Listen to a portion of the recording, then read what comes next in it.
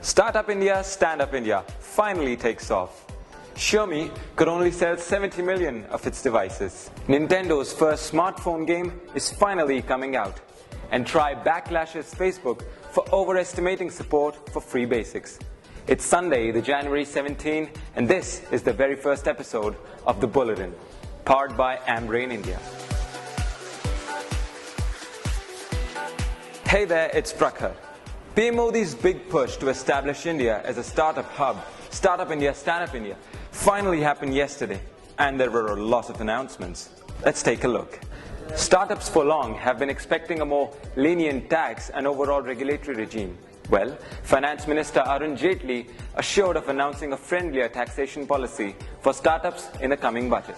Union Minister Nirmala Sitharaman also assured that the government is going to take steps to make it easier for startups and newer companies to establish shops in India, and as easy to shut them down.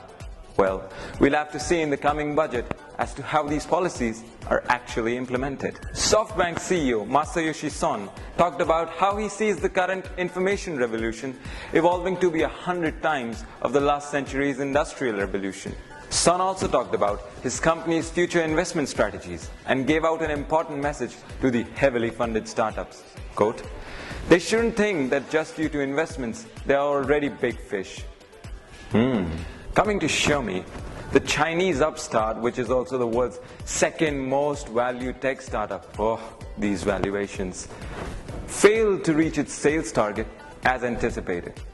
Well, the company had earlier set a target of selling over 100 million devices, which it itself brought down to 80, but ended up selling only 70.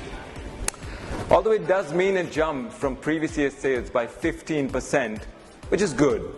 But on the other hand, its fiercest Chinese competitor, Huawei, saw a 44% jump in sales, thus beating Xiaomi by a large margin. Hey gamers, good news for you folks, and me too. Nintendo's president Tatsumi Kimishima wrote in for an editorial in a leading Japanese daily stating that their first smartphone game will be out in March this year. Interestingly though, this will be the first game from the company to run on non-Nintendo devices. Kimishima also expects to generate $855 million in revenue in several years. As for the game though, it'll be a social game similar to the company's Tomodachi Life release for the 3DS, which I absolutely love. The Telecom Regulatory Authority of India once again backlashed Facebook for the number of users it claims to have supported free basics.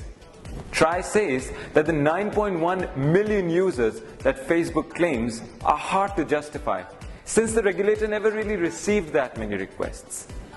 It's also a follow-up from the previous report titled Differential Pricing for Data Services, which asks consumers to send their support or denial for the same. Let's quickly catch up with some major funding announcements. And hey, health tech was a big winner.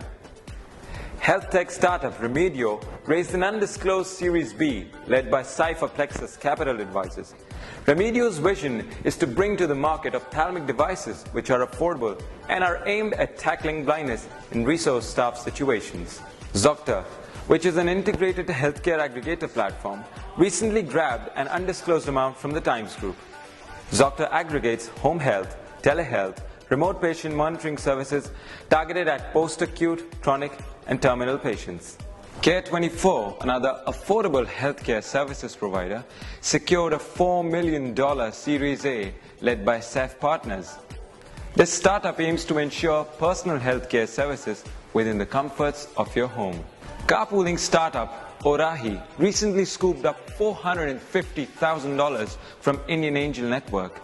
The company already boasts of over 45,000 members and 500 companies as corporate clients.